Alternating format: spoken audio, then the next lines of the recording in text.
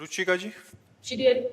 श्री हरिवंश महाराज जी। महाराज जी, आपको कहते सुना है कि गृहस्थ जीवन में भगवत प्राप्ति आसान है मुकाबले विरक्त के, लेकिन एक गृहिणी के जीवन में बहुत सी चुनौतियां कठिनाई होती हैं, इसलिए मन में भाव आता है कि अगले जन्म में ब्रिजवास मिले और विरक्त वेश में। महाराज जी, ऐसा आवश्यक है? ब्रजवास मिले तो बढ़िया बात है, विरक्त भेष भी मिले ये भी बढ़िया बात है, लेकिन विरक्त भेष कितनी कठिनाइयों से गुजरता है, मतलब बहुत कठिन है। जैसे आप एक गृहिणी हो, भूख लगी तो आपको भोजन तो मिल गया, आपके अंदर काम वेदना हुई तो गृहस्थ धर्म में हो ना, आपके अंदर मोह आया तो गृहस्थ धर्म में होना। लेकिन एक विरक्त को जो भगवान के मार्ग पर, उसके अंदर काम वेदना आई, अब उसे केवल सहना है, केवल सहना है, दूसरा कोई उपाय नहीं है। अंदर ही अंदर वो सह रहा है, व्याकुल हो रहा है, अंदर व्यथा पैदा हो रही है। सोचो, मतलब थोड़ी देर अलग होकर के सोचो, गृहस्थ से अपने को अलग मान के देखो। अब आपको रहना कहाँ है, अब आपको खाना कहाँ है, अब आपके अंदर जो वासनाएं हैं, आपका जो मनोरंजन आप खिलवाड़ समझते, माँ के प्रेम को तोड़ना, पिता के प्रेम को तोड़ना, भाई भाभी परिवार के प्रेम को तोड़ना, सबके प्रेम को तोड़कर भगा। ना भोजन मिल रहा है, न वास की व्यवस्था है, न कोई प्यार से बात करने वाला है, जहाँ देखो वहीं सब तांडव माया का दिखाई दे रहा है, कहाँ भाग के जाए, किससे जाए। तो इसलिए वो हमें लगता है कि विरक्त होना बहुत कठिन मार्ग निर्वाह।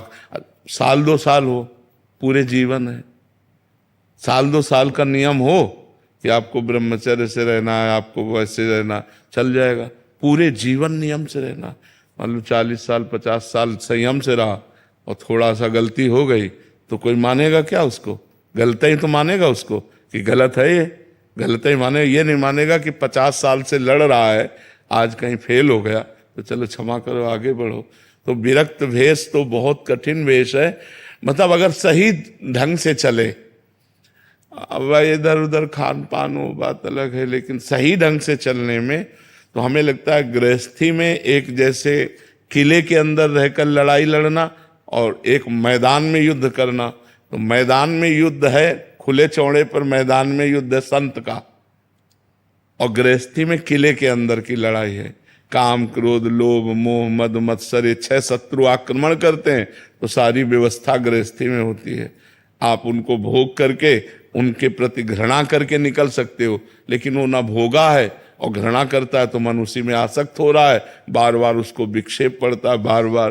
पर भजन के प्रभाव से धीरे धीरे फिर उनको दबाकर आगे बढ़ता है। तो हमें लगता है ये मांगो कि प्रभु मुझे चाहे गृहस्थ में रखो चाहे विरक्त में, पर आपके चरणों का चिंतन बना रहे, ये मांगा जाए।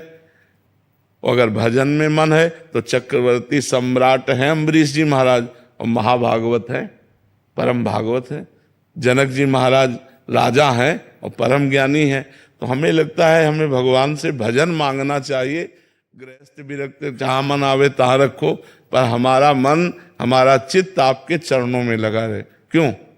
हमारा मन भगवान में लगा रहे, ये खास बात है। गृहस्थ विरक्त कोई खास बात नहीं है। गृहस्थी में वो भजन कर रहे हो बहुत बढ़िया है, विरक्ति में वो भजन नहीं कर रहा तो बेकार जीवन है। तो हमें विरक्ति या गृहस्थी की तरफ ध्यान नहीं देना चाहिए, हमें भगवान की तरफ ध्यान देना चाहिए, भगवान की तरफ। अच्छा, सबसे बड़ा विरक्त वो है जिसके अंदर कोई भोगों की इच्छा नहीं।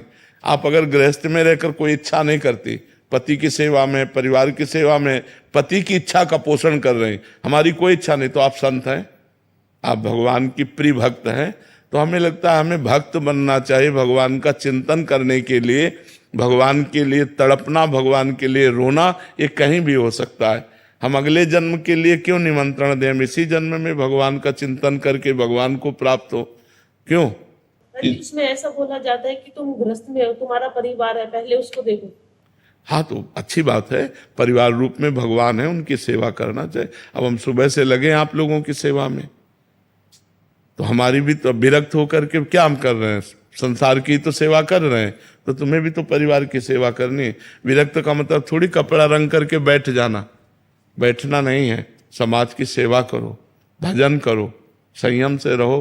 वही बात गृहस्थी में, अच्छे आचरण करो, नाम जप करो, परिवार की सेवा करो, क्या परेशानी है? मेरे पति में भगवान, मेरे पुत्र में भगवान, मेरे परिवार में भगवान, सबको प्यार भरा जीवन, तो कितना बढ़िया जीवन है, कितना बढ़िया जीवन। जो हम प्यार आप सबसे कर रहे हैं, वही आप प्यार अपने परिवार, अपने मोहल्ला, अपने नगर, अपने देश से करो, नाम जप करो, वही तो भक्ति है। भक्ति का मतलब कोई बाहर भाग के जाना थोड़ी, कहाँ भाग के जाओगे? महाराज जी, वर्तमान परिवेश में भाई जी जैसे लीला दर्शन, लीला परिवेश हो सकता है? बिल्कुल हो सकता है, पर भाई जी जैसा भजन होना चाहिए।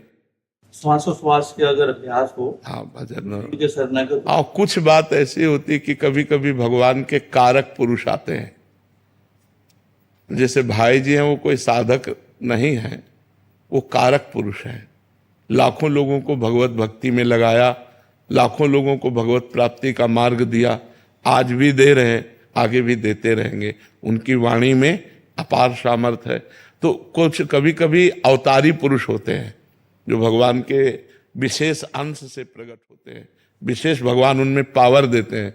तो भाई जी को ऐसा पावर मिला हुआ था राधा माधव की भक्ति का प्रकाश करने के लिए कि लाखों लोग भगवत प्राप्त हो गए भाई जी की वाणी से। उनको प्रेरणा स्रोत मान के, गृहस्थ में रह के, राधा बाबा जैसा मान के अगर अभ्यास करें महाराज जी, बिल्कुल बिल्कुल, तो जरूर हम उनकी कृपा, हाँ, जरूर हम उनकी कृपा से, उनके द्वारा बताए मार्ग पर चलकर जहां वो जिस लक्ष्य में राधा माधव के चरणों में है, वहीं हम पहुंच जाएंगे।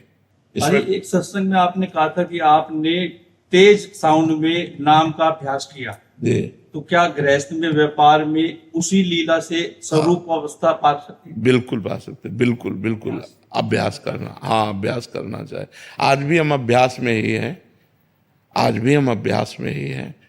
जैसे हर समय अभ्यास। अब आपसे बात कर रहे हैं, मान लो हमारा बैच बाई बैच हमें एकांतिक करना है, तो अब हम प्रभु को भूल के थोड़ी कर रहे हैं।